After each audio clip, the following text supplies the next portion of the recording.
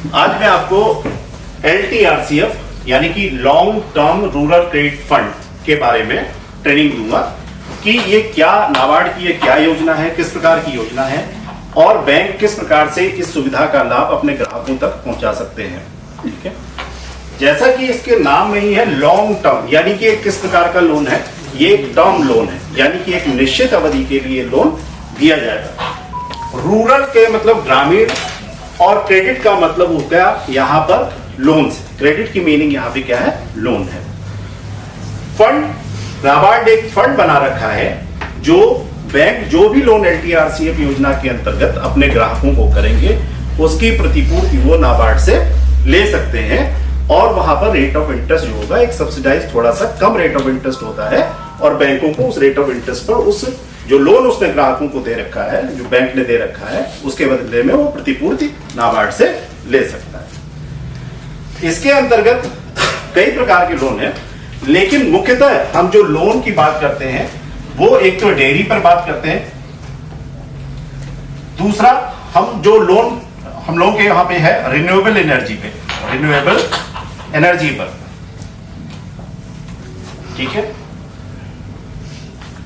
तीसरा जो लोन हम इस पर करते हैं वो किस पे करते हैं, फिशरीज पर।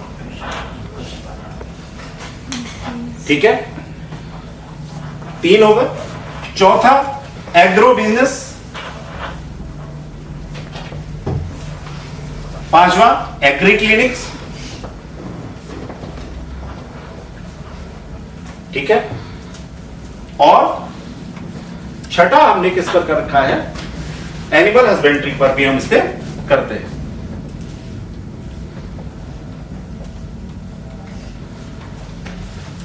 जो योजनाएं हमने वर्तमान में बैंक में लागू कर रखी है वो यही योजनाएं हमने लागू कर रखी हैं और इन्हीं योजनाओं के अंतर्गत हम जो है, चाहे जिला सहकारी बैंक हो चाहे उत्तर प्रदेश कोऑपरेटिव बैंक हो, हम इन योजनाओं के अंतर्गत लोन कर रहे हैं। ठीक है, अब ध्यान दीजिए, ये मैंने कहा कि ये एक प्रकार का टर्म लोन है और टर्म लोन का मतलब एक निश्चित अवधि इस लोन की है।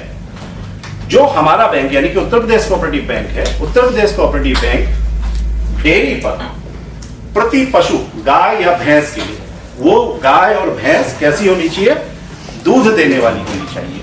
ठीक है, गाय और भैंस कैसी होनी चाहिए, दूध देने वाली होनी चाहिए। तो एक पशु पर हमने 80,000 रुपए तक की, प्रति पशु 80,000 रुपए के लिए हम लोन देते हैं। अगर वो गाय खरीदता है या भैंस खरीदता है तो 80,000 रुपए तक का लोन हम उसे दे सकते हैं।